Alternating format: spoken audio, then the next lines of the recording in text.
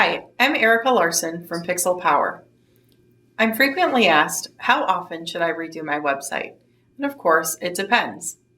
We typically run into two different kinds of websites. The first type is not regularly updated and maintained, and they're typically rebuilt every 2 to 3 years. The second type of website is regularly updated, and they need quarterly evaluations to track their goals.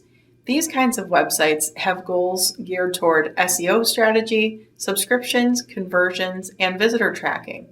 In our next video, we will explore how to evaluate your website goals.